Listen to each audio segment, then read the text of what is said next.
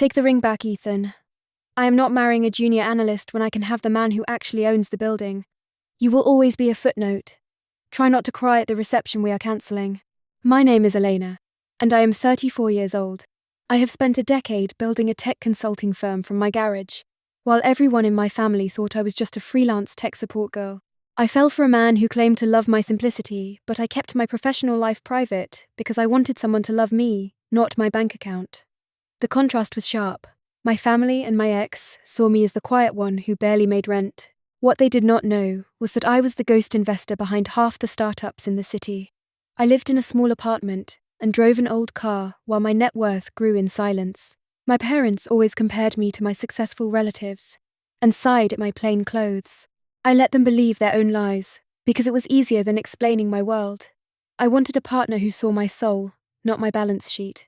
Now I see that being humble only gave them a reason to walk over me. If you have been quiet about your dreams because people did not believe in you, subscribe. Share your story in the comments. Your voice deserves to be heard. Let us prove them wrong together. Click hype or like. Jared called me to a fancy restaurant with white tablecloths and the smell of expensive wine.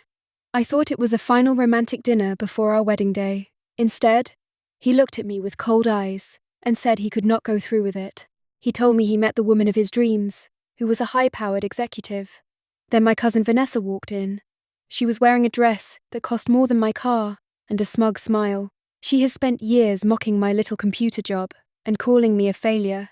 Vanessa sat down and looked at me like I was dirt. "Do not be bitter, Elena," she said.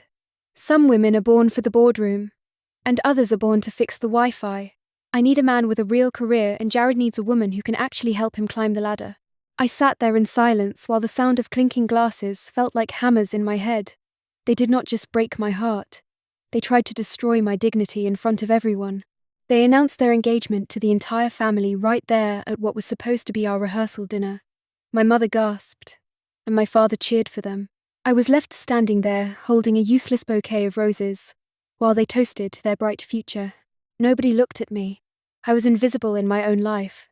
The next morning was even worse. My parents called me and said I was too depressing to have at the family table anymore. They asked me to leave the house so Vanessa and her successful fiancé could celebrate their love without my sad face ruining the mood. I felt a bitter chill in my chest as I packed my bag. Then Vanessa sent me a text. She told me to come to her new office the next day. She did not want me as a guest. She wanted me to fix the server because she wanted to show off her new power. It was a move meant to crush whatever pride I had left. Jared then sent me a digital payment for $50. He added a note saying it was for wasted time and told me to go find someone on my level. I stared at the screen while the air in the room felt heavy and stale. I realized then that they were both applying for positions and funding at Vanguard Synergy. They had no idea that I was the person who founded that company under a secret name. I saw their names on the application list, and my sadness turned into a cold focus. They wanted a professional world, and I was going to give them a front row seat to mine. They thought I was a servant, but I was actually the one holding the keys to their entire future. They kept talking about the founder like they were talking about a god. They never realized they had been making that person's coffee for years. They thought the genius behind the firm was a mysterious man in a suit. I decided to accept the tech support request from Vanessa. I planned to show up as the person who signs her paycheck. My ally is Sarah. She is a brilliant woman who was fired by my father years ago because he thought she was too ambitious for a woman. I hired her immediately, and she is now my chief of operations. She is the only person who knows my true identity as the owner of the firm. Sarah coordinated the final meeting in the main office. Jared and Vanessa prepared a massive presentation to impress the shadow CEO of Vanguard. They bragged to the whole family that they were about to become millionaires and famous leaders. The boardroom was silent, except for the hum of the air conditioner and the smell of expensive leather. Jared and Vanessa were sitting across from Sarah. They acted entitled and spoke with arrogant voices while demanding a $2 million investment for their new project. I walked in through the glass doors. I was not wearing my tech support hoodie. Yahan sa script kaba kihisa or climax. Dia gayahay.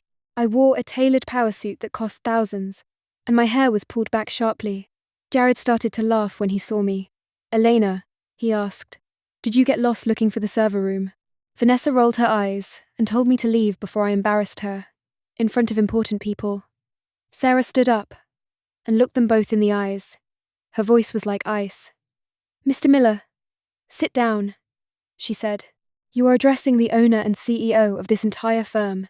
Jared froze and the color drained from his face. Vanessa gripped the edge of the table so hard her knuckles turned white. I sat down at the head of the table and looked at their presentation. "Your application for funding is denied," I said.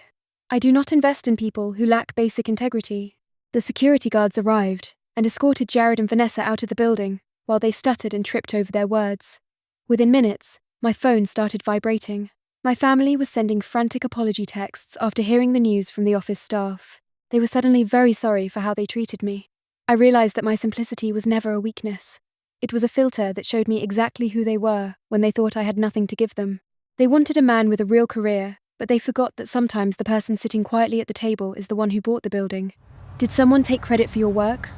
Or steal your chance because they thought you were just an assistant or a hobbyist? Tell me in the comments. I want to know how you handled being underestimated.